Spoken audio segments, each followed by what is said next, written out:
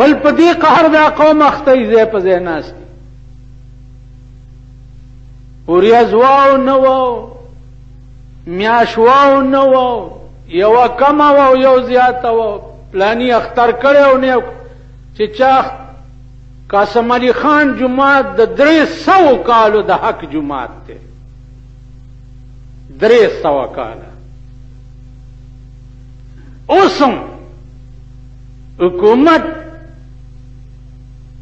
د خپل ځان اوشلولو چې سبا اختر نشي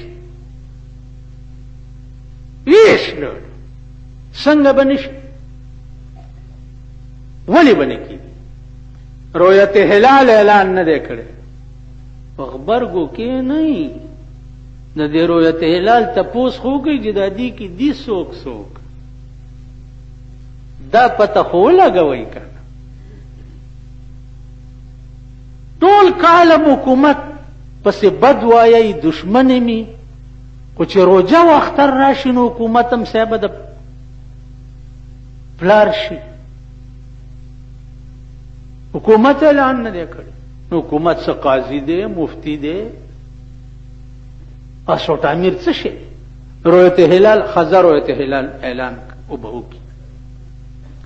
تاسو کې چې چا میاش لیدلی رؤیت هلال ته ور رسیدې شي؟ ها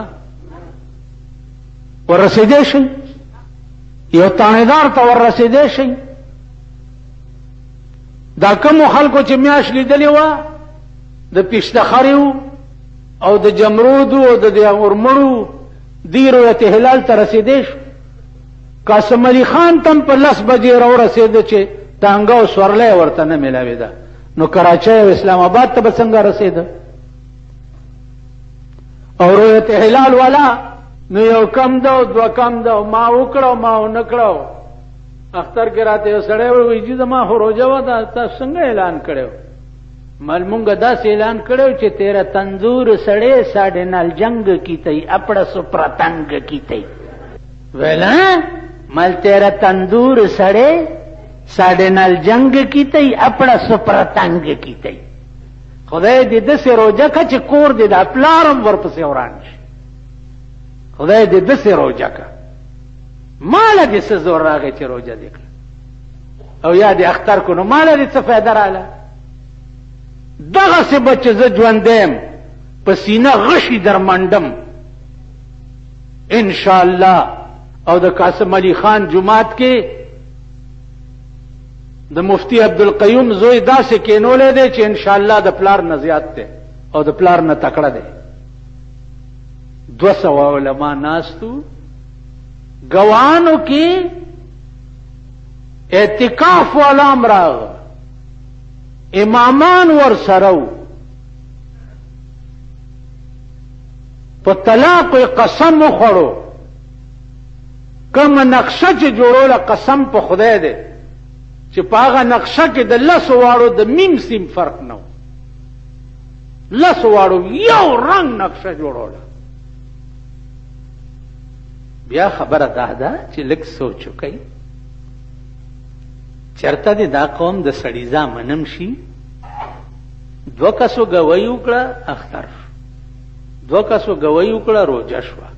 په دې کې نه جګړې شته، نه پرې جنبې شته، نه پکې رؤیت هلال شته، نه پکې مویت هلال شته، هیڅ نشته. که په یو مالت کې نیمه مالت کې اختر او نیم کې روجه جایز دي.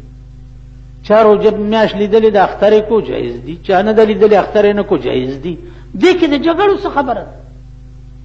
دې کې د باسونو څه خبره ده؟ اور مجلس چې چرته لګېدلی، اور مجلس 29 شوې او 30 شوې، یو 19 اوس وخت سهار یو راغی وایي زمونږ مولیاوي چې د دې روجې کفاره به ورکوئ، تاسو روجه خوړلې ده. بس یو ښه ناپړي ته مې ورته وشغوله. پوه شوې؟ او زه په منبر نشم ویلی، خو بس یو پوره ایټم بم مې په استعمال کو. ته دې ته اوس ګوره، مولا وایي چې دغه نشته، مل دې مولا له څوک تلي نه دي. مولا کې هم دا خارق شته که نه چې ماله ولې رانغړ، زه خو مولا یم، تاله به ولې درځي؟ د 300 کالو د حق د فیصلو مرکز دی قاسم علي خان او ان شاء الله خدای به تر قیامت جاری لري چې د دې قوم په دې زړه سنبې نه باسي. بیا رؤیت هلال کې وګورئ وابیان، شیعاګان، بریلیان، دیوبندیان، 4-5 قسمه خلک دي پکې بے خمزه چې یو وایي چې زه منم ادرې نه مني، چې درې وایي مونږ منو دا یوې نه مني. مصیبت دا دی، غم دا دی. ته د یو مزاج سړی ما کېنوه، ته وګوره چې کېږي که نه کېږي. د علماء دیوبند او د مولانا بجلیګر صاحب د بیانونو لپاره زموږ دغه چینل سره سبسکرایب کړئ. ستاسو د محبت ډېره زیاته شکریه. زموږ سره اوسئ، هېڅ چرې هم مه ځئ.